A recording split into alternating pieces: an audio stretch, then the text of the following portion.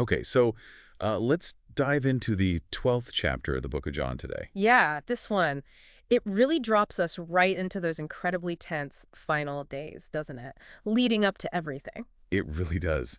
It's just packed with these key events, these interactions that, well, they don't just tell the story, they reveal some deep truths, and you can just feel the tension building. It's quite a shift in scenes, too. We go from this really intimate dinner setting, And Bethany, right. exactly in Bethany, and then straight into this massive public welcome in Jerusalem. And then Jesus gives some of his, final public teachings before the cross. It's all compressed. It all happened so fast. And it kicks off with that scene in Bethany 6 days before the Passover. Jesus is at a dinner. And Lazarus is there. Right. Lazarus, the man he just raised from the dead, is actually reclining at the table with him. That detail is just, Wow. it's so potent. He's not just some character from a past story. He's there. Yep. Visible proof sitting right there. And Martha's serving, like usual. And then Mary does this thing that's just, well, extraordinary.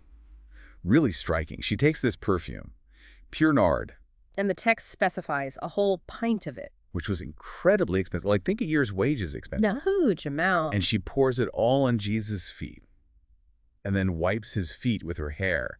You can almost smell it. The text says the fragrance filled the whole house. It's just this act of profound, unrestrained devotion. But then almost immediately you get this stark contrast. Judas Iscariot speaks up.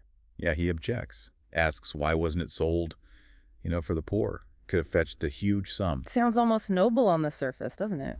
Concerned about social welfare.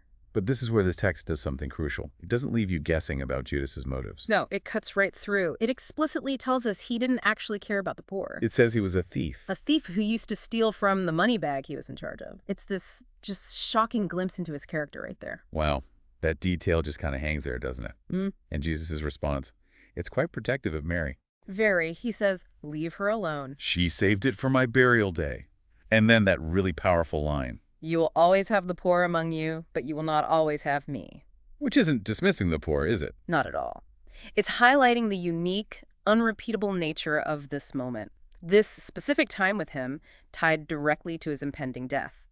It reframes Mary's extravagant act, puts it in this context of prophecy and ultimate meaning. Meanwhile, Lazarus just being there, alive. Yeah. It's causing its own ripples. Oh, absolutely.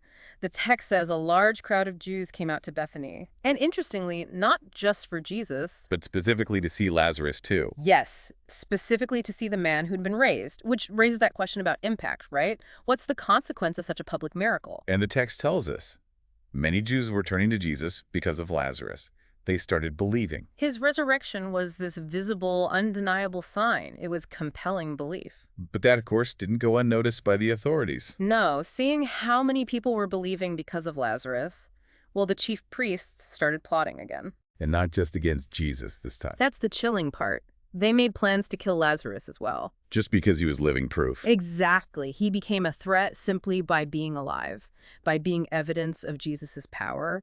They saw eliminating him as, necessary to try and stop the whole movement. It shows the escalation, the desperation almost. Okay, so you've got this tension building, this buzz around Lazarus. And then the very next day, we get that really iconic scene, Jesus' entry into Jerusalem. The triumphal entry. A huge crowd, already there for the feast. Here's he's on his way. And they just pour out to meet him with palm branches shouting, Hosanna! Blessed is he who comes in the name of the Lord. And even, Blessed is the King of Israel. It's this moment of just immense public reception. Like, this is it, right? it seems like it. And Oh. Jesus finds a young donkey and sits on it. Which the text immediately points out is fulfilling prophecy. Do not be afraid, O daughter of Zion. See, your king is coming, seated on a donkey's colt. And that's key, isn't it? He enters not like a conquering general on a war horse, but humbly on a donkey, fulfilling a specific messianic prophecy that spoke of peace, even in this moment of royal entry. And there's that interesting little note the text adds. About the disciples. Yeah, that they didn't fully get the significance of the donkey in the prophecy at the time. Right. They only understood it later, after Jesus was glorified. It shows how things often only make sense in hindsight. The text also circles back to Bethany again, doesn't it? Hmm. It mentions the crowd who saw Lazarus raised. Kept spreading the word. They were part of the reason the crowd meeting Jesus was so huge. So the resurrection directly fueled this quote-unquote triumphal entry. Precisely. one event flowing directly into the next. And the Pharisees are watching all this, And they're just beside themselves. totally frustrated. The source quotes him saying, basically, look, this isn't working. Our efforts are getting us nowhere. The whole world has gone after him. It's like this moment of admitting defeat, almost. They can't stop the momentum. At least not by their current methods. So after this huge public energy, the scene shifts again. Some Greeks show up. Right. They were in Jerusalem for the feast, and they approach Philip. They want to see Jesus. This is significant. They're Gentiles outsiders seeking him out right at this critical point. Philip seems a bit unsure, maybe.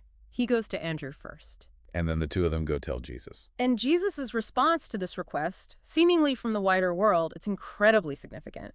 He declares, "The hour has come for the Son of Man to be glorified." It's like this is the signal, seeing these Greeks. It seems to be the trigger, yeah.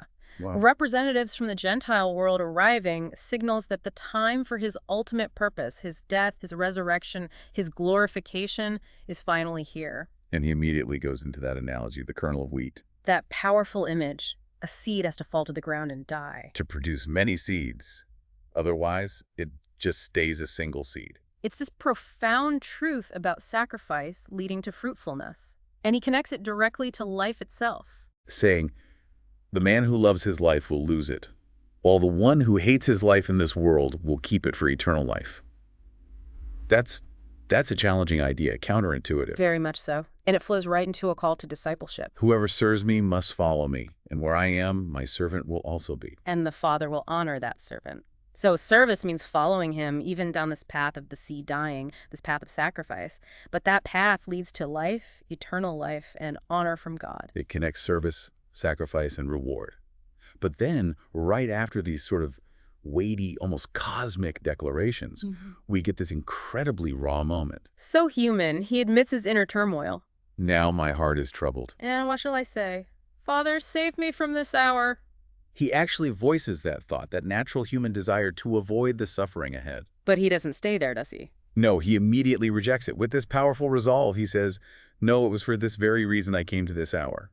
He reaffirms his purpose wasn't to escape this, but to face it. And then his prayer isn't for escape, it's, Father, glorify your name. Shifting the focus entirely away from his own struggle back to God's purpose, God's glory, even in this. And then the voice from heaven. Right on cue, I have glorified it and will glorify it again. An affirmation. But the crowd doesn't quite get it, do they? Some thought it was thunder. Others thought an angel spoke. There's this disconnect in perception, even with a direct divine communication. And Jesus clarifies, it wasn't really for his benefit. But for theirs. For the crowd witnessing it. An audible sign for them. Yeah, Jesus makes this huge declaration. Now is the time for judgment on this world. Now the prince of this world will be driven out. Sounds like victory. It is a declaration of victory, but he immediately links that victory to his own fate. He says, but I, when I am lifted up from the earth, will draw all men to myself. And the text is really careful here. Make sure you understand what lifted up means in this context. It explicitly says he was showing the kind of death he was going to die. Crucifixion. Exactly. So his being lifted up on the cross is the moment of judgment on the world's systems, the defeat of the prince of this world, and, perhaps surprisingly, the very means by which he draws all people to himself. That's a paradox, isn't it? Being lifted up in death is the way he draws people in. But the crowd, they're confused. Understandably, they say, wait, we learned from the law that the Messiah, the Christ, remains forever. So how can you say the Son of Man must be lifted up? They're struggling to reconcile this, and they ask point blank, who is this Son of Man? Their expectation of this forever reigning king clashes hard with this idea of being lifted up in death. And Jesus, he doesn't directly answer the who question, does he? He shifts focus. He focuses on time and opportunity. He tells them essentially, you've got the light with you for just a little while longer. Walk while you have the light before darkness overtakes you. He warns that someone walking in the dark doesn't know where they're going. He urges them, pleads almost. Put your trust in the light while you have it, so that you may become sons of light. He's saying, the chance to believe in me, the light, it's temporary. Act now, before the darkness comes, presumably his absence or death. It's quite urgent. And then, after delivering this final public teaching about the light, the text just adds this stark little detail. He leaves. and hides from them. Which feels like such an abrupt exit after everything. It does, and the chapter kind of pauses there, reflecting on this core struggle that's been revealed. Belief versus unbelief. The text notes that even with all the miraculous signs he did right in front of them, many still wouldn't believe. That's just a striking reality to state so plainly. And it frames this through prophecy, saying this fulfilled Isaiah's words about, who has believed our message and to whom has the arm of the Lord been revealed. Implying that this unbelief was foreseen. Yes, and it even offers another quote from Isaiah as a kind of explanation for why they couldn't believe. Something about their eyes being blinded, their hearts deadened. Exactly. So they couldn't see, couldn't understand, couldn't turn to him to be healed. The source presents this as perhaps a deeper spiritual or prophetic reason behind their inability to believe. It even adds that Isaiah saw Jesus' glory and was speaking about him. But then, right after painting this picture of widespread unbelief, there's this fascinating counterpoint. Many leaders did believe. At the same time, Secret believers. secret believers, they wouldn't confess it publicly, and the text is brutally honest about why. Fear. Fear of being kicked out of the synagogue. Right, and then this really sharp insight into their ultimate motivation. They loved praise from men more than praise from God. Oof. That's quite a statement. It really lays bare the inner conflict, doesn't it? Mhm. Choosing human approval over, well, God's approval. It's a powerful commentary on that tension. Okay, so the chapter wraps up with what seems like Jesus' final public message, or maybe a summary cry out. Yeah, he makes these really foundational statements. Believing in him is believing in the Father who sent him. Looking at him is seeing the Father, reinforcing that connection. Totally. He restates his identity as the light, saying he came so that believers don't stay in darkness, And he clarifies his purpose again. He didn't come at that point to judge the world, but to save it. That was his mission then. but he immediately follows up on the consequence for rejecting his words.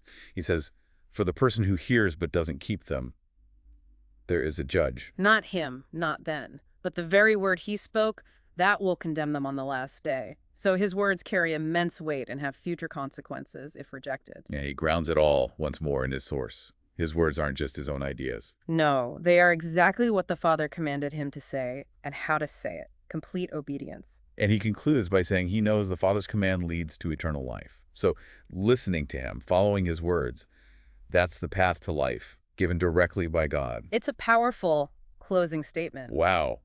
This chapter really is intense when you lay it all out. You've got Mary's incredible selfless devotion right next to Judas's, cold, calculated greed. And the peak of public praise in Jerusalem, that Hosanna moment, immediately followed by the harsh reality of hidden unbelief, secret belief out of fear, and active plots to kill the evidence Lazarus. It really captures that central tension, doesn't it?